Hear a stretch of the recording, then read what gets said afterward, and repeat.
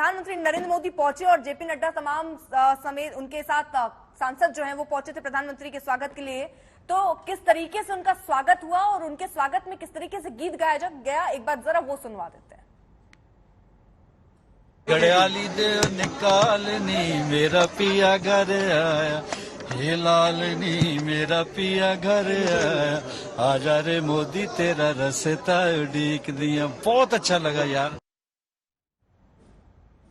गड़ियाली दे निकालनी मेरा पिया घर आया, हे लालनी मेरा पिया घर आया, आजा रे मोदी तेरा रस्ता उड़ीक दिया। बहुत अच्छा लगा यार। गड़ियाली दे निकालनी मेरा पिया घर आया, हे लालनी मेरा पिया घर आया।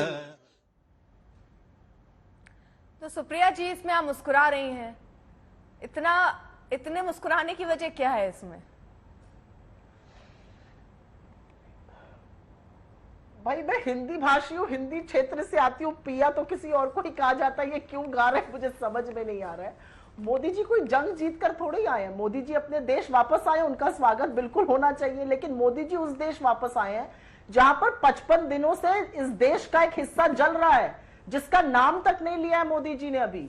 मैं हल्के में नहीं बोल रही हूं, उन लोगों से मिली हूं मैं मणिपुर से, जो लोग आए थे हमारे साथी वहां के, जिनके घर जल गए हैं। मेरी एक दोस्त है मणिपुर की, कांग्रेस की मेरी साथी, उसका घर जल गया है। वो यहाँ पर एक हॉस्टल के पीजी के कमरे में शेयर करके रह रही है, और धनाढ्य परिवार से हैं ये लोग, उसके बाद भी उनका ये हाल है। ये किस तरह के ये गाने गाकर आप मोदी जी का अपमान कर रहे हैं उनका। अगर इनको लग रहा है ये सुयश है तो ये सुयश नहीं है। मैं दो चीजें बस कह के अपनी बात खत्म कर देती हूं। बराक ओबामा ने तब क्या कहा था और अब क्या कहां पे चर्चा हो रही है, तो क्या आप मानते हैं कि बराक ओबामा ने तब सच कहा था? तो अगर तब सच कहा था तो अभी भी सच कहा है। चित भी मेरी और पट भी मेरी नहीं हो सकता, या तो तब सच कहा था आपके अकॉर्डिंग, तो आज भी वो सच कह रहे हैं, आपको मानना पड़ेगा। और दूसरा, नौकरियों की बात जफर भाई आप लोग मत किया करिए। 2 करोड़ व्यवसाय हर साल देने थे, अभी तक 19 करोड़ हो गए होते, 18 करोड़ से ज्यादा। 75,000 व्यवसाय की चिट्ठियां बांटते हैं प्रधानमंत्री।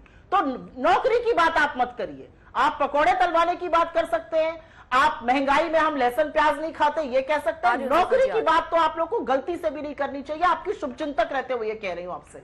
तो मुझे लगता है कि चित भी मेरी पट भी मेरी नहीं चलेगी। और जो भक्ति का ये नमूना ये लोग दिखा रहे हैं जाकर, ये प्रधानमंत्री को अपमानित करता है, ये प्रधानमंत्री के लिए यश अर्पित नहीं करता है। ठीक है जफर जी। देखिए, ये नौकरियों की बात करते हैं। अरे भाई, आप अपने ही आंकड़े देख लीजिए। आप इकोनॉमी के बोलते, जिसको ई समझ में आता होगा उसको इकोनॉमी समझ में आए ना आए, लेकिन वो थोड़ी बहुत जानकारी, पूरी जानकारी ना तो थोड़ी बहुत जानकारी रखता होगा। मैं तो इनसे ही पूछ लेता हूँ, बहुत बेसिक सवाल है। और बेसिक से सवाल जब करते हैं कि अगर 2013 में जब अगर पूरी दुनिया में, चूंकि आप जर्नलिस्ट रही हैं और आप पढ़ती लिखती भी हैं, आपको पता भी होगा कि उस वक्त जो 5 फ्रेजाइल इकोनॉमी, ये हमारा इन्वेंशन तो है नहीं, ये तो उस वक्त के इन्वेंशन, उस वक्त की फैक्ट्स और फिगर्स है कि 5 फ्रेजाइल इकोनॉमी का मतलब क्या होता है कि कमजोर तर उभरती हुई जो कमजोर तर इकोनॉमी जो है उसमें से एक हिंदुस्तान भी था।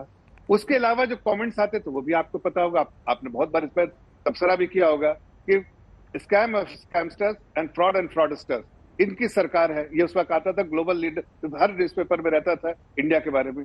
और आज जो है पांच सबसे मजबूत इकोनॉमी आई है, तो ये 10वीं स्थान 11वीं स्थान से जो 5वें स्थान पे आए हैं, रास्ता तो तय किया है। हमारे साइज ऑफ द इकोनॉमी बढ़ी है, हमारे बहुत सारी चीजों में हम आगे बढ़ चुके हैं। निवेश के तौर पे देखिए, तो अगर हमारी अर्थव्यवस्था मजबूत नहीं होती तो आपके 2004 से 2014 के बीच में आप वो आंकड़े उठा लीजिए कि कितना निवेश हिंदुस्तान में हुआ था जो एफडीआई के तौर पे, और आज कितना है। जो 9 साल में हुआ, 2 साल कोविड का पीरियड, 2.5 साल निकाल दिए तो 6.5 साल में कितना हुआ है।